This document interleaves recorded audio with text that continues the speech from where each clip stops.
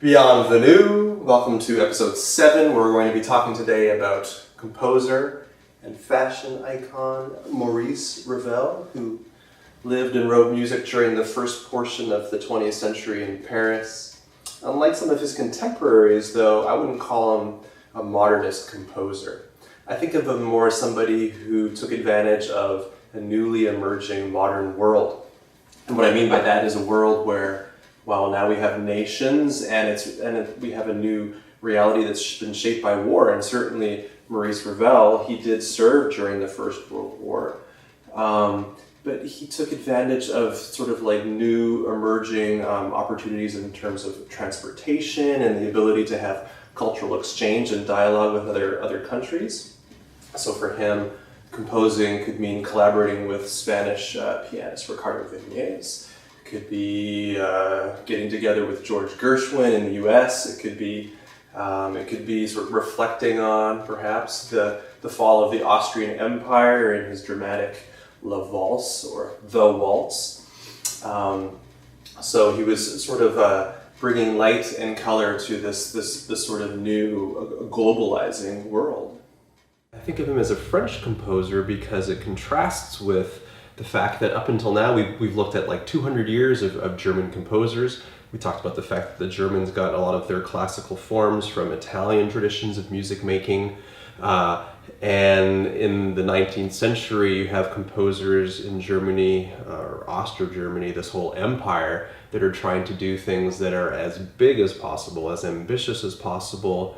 They're looking at as music as a vehicle for taking you beyond your daily experience, to the sublime, things like that. We put things and we look at things in the window that might inspire us, that we might relate to with our music, and by associating with them go to places that are grander than our daily reality.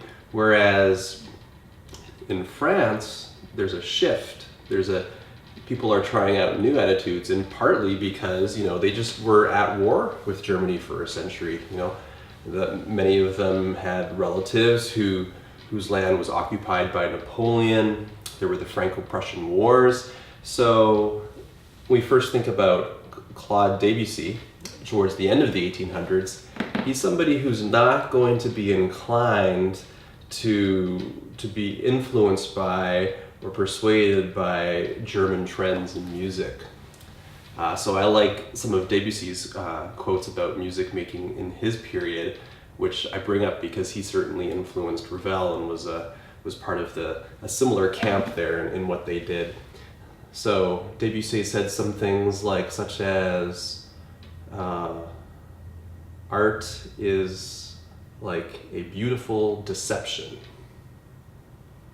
So if you're thinking of this idea of as large as possible, as forward-moving as possible, he's like, oh, maybe we'll go in a different direction to subvert and to deceive, and that could be something that is beautiful, right? So rather than looking through the window or looking at something in the window,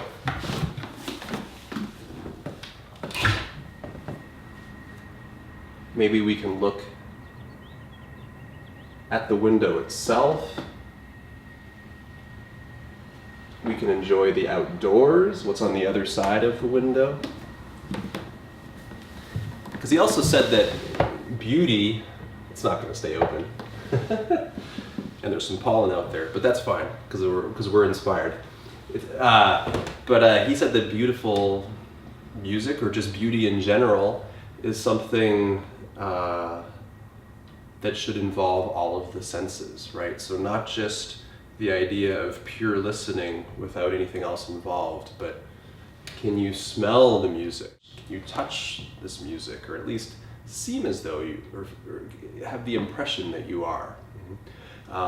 And that relates to the idea of music having not just a feeling, but a texture and a timbre, and in exploring some of these different shapes and sort of almost like a fabric of sound.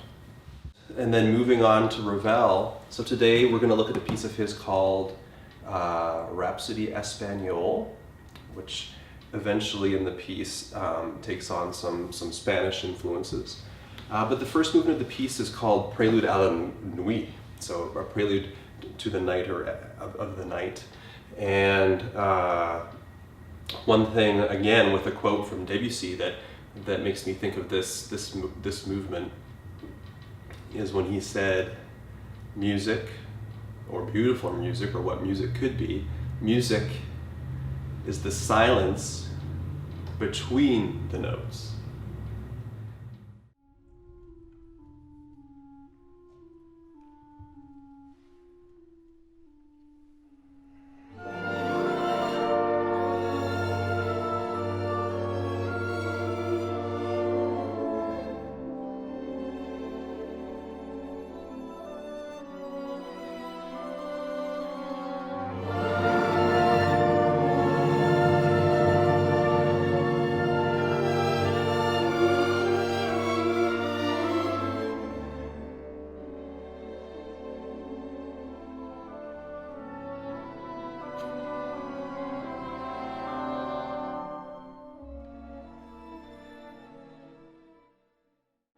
One thing that's amazing about Ravel is that, unlike all these ambitious composers that came before him, his ambition was in often doing as little as possible and yet somehow making that beautiful. So in this first movement of the piece, those 4 descending notes happen almost uninterrupted for the entire movement, and they just pass around from one instrument to another. And you might think that that's insufficient, that's boring, but for him, rather than aspiring to something other than his reality, he finds beauty in the descent, right? So this music is descending.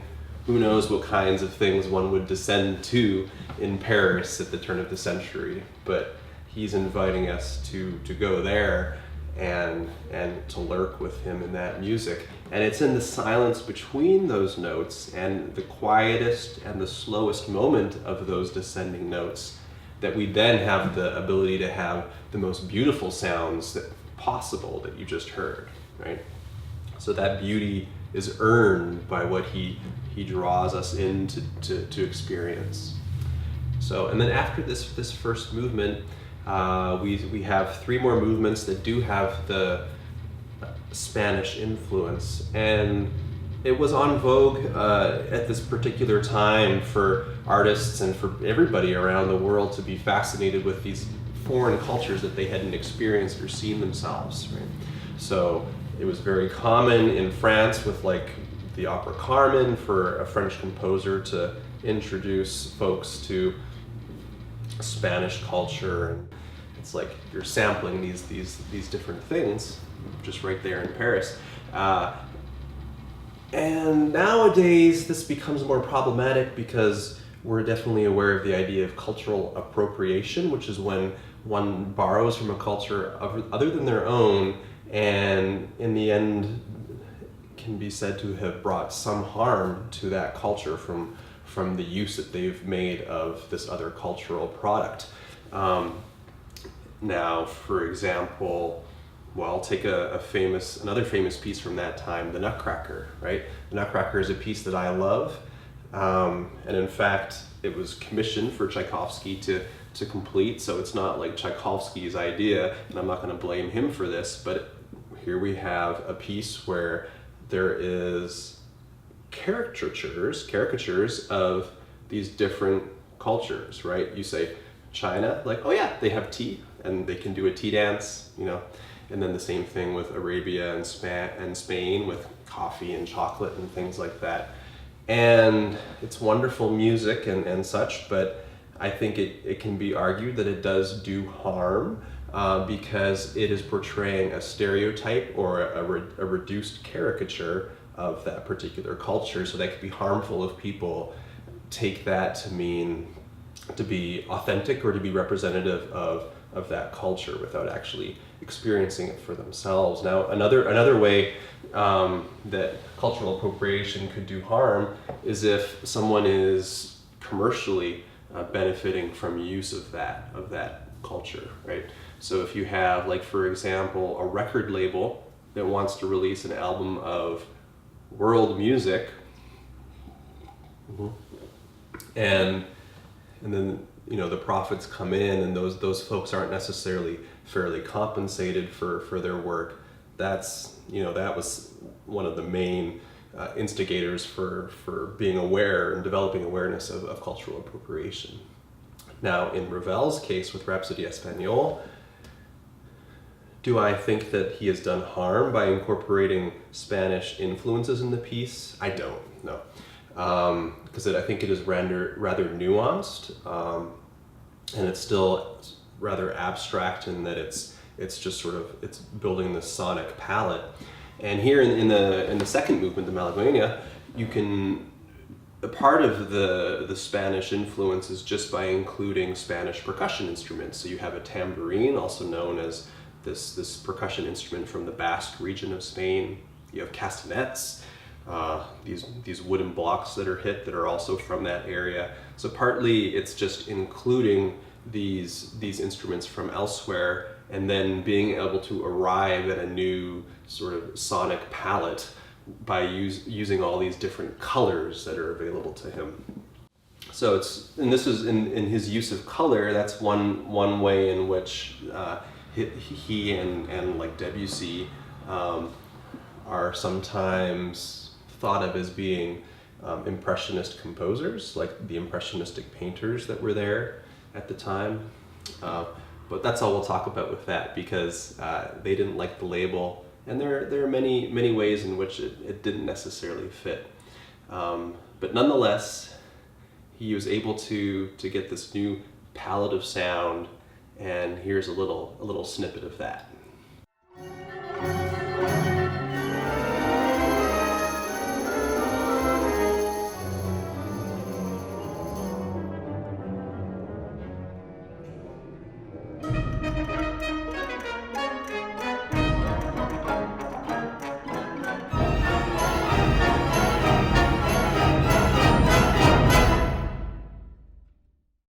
Speaking of the Nutcracker, I actually happen to enjoy very much the Chicago production, the new production that the Joffrey Ballet has done, because rather than having these scenes of other cultures represented and set during the character's dream, they reimagine this sequence of events as occurring during Chicago's World Fair, back in the late 19th century.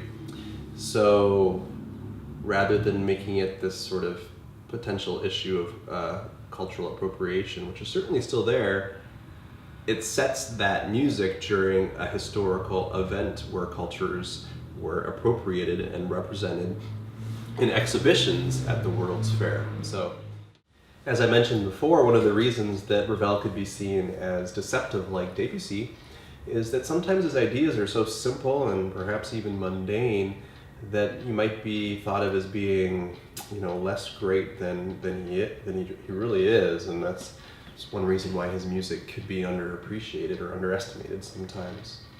For example, he has his piece that he wrote after the First World War, La Valse, which just starts as a simple waltz, and really, in my opinion, he won't confirm this. And any great artist will often resist to define in such a strict way their music. It really works as a metaphor for the decline of the Austrian Empire, because this waltz, which was the pride of Vienna, becomes bigger.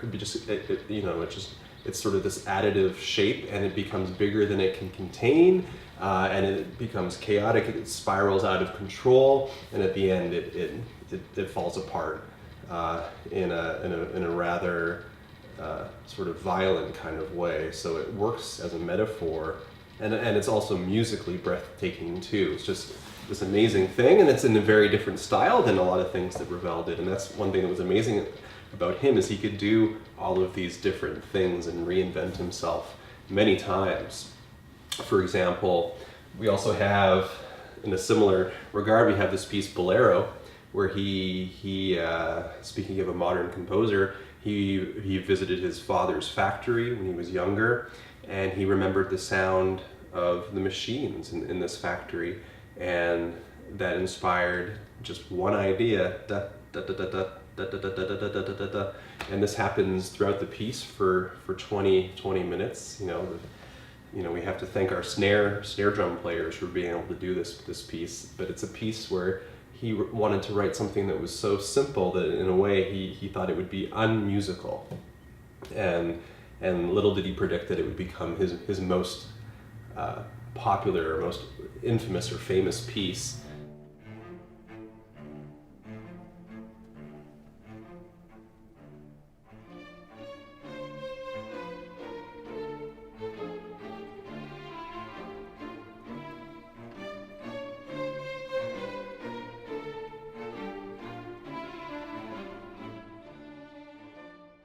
So here, in the Rhapsodie espagnole, Ravel includes a habanera, and yes, it does have that simple rhythm, but while also doing that rhythm that divides into subdivisions of 8, 1, 2, 3, 4, 5, 6, 7, 8. He layers on top of that triple meters throughout the whole thing, so divisions of 6.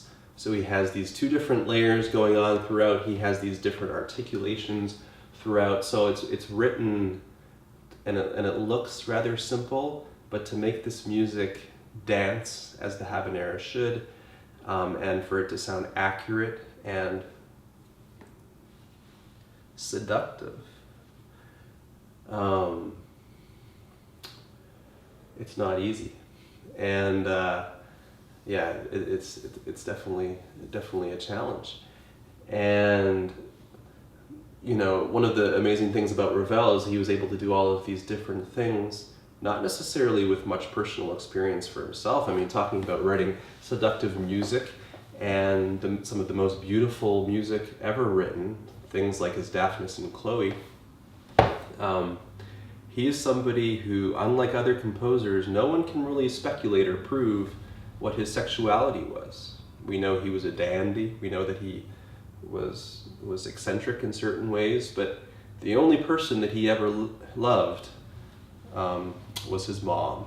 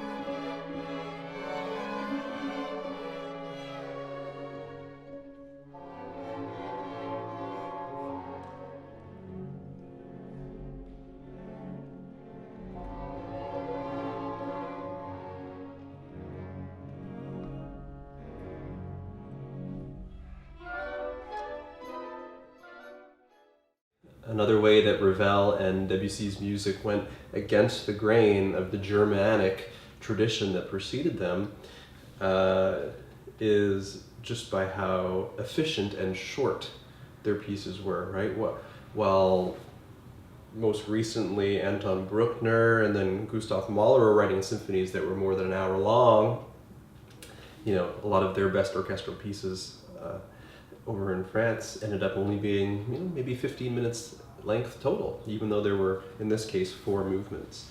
And certainly, despite that brevity, there was a lot of density going on. I mean, just so many different instruments included, so many different percussion instruments included in this piece. I'm thinking of this last movement here, the feria.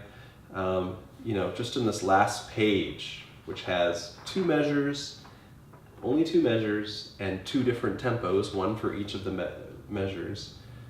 The second to last measure has 15 different ideas going on at the same time. Yeah. And then if you can get them together in its single tempo, then you move on to the last measure with a different tempo and a whole other different set of ideas. So there is ambition in this piece. There is brilliance in it, but you have to appreciate it before it vanishes. And one of the things that's, for me as a conductor and an interpreter, another thing that's amazing about this music is that there's, in this movement, you sense the fact that there are both micro shapes and there's also larger macro shapes happening. Because you need to get things very precise and articulate on a smaller level, thinking about on the micro level, but then there's a bigger picture that's happening, and musically you have to paint this bigger picture while being accurate and articulate with your smaller requirements. A lot of times this music floats. It's like a kite moving in the wind, and you have to very quickly move it in a certain way while doing all of your little things as well. So let's listen to one little sample of this last movement, and I hope you're able to have a lifelong enjoyment of Ravel's music beyond today.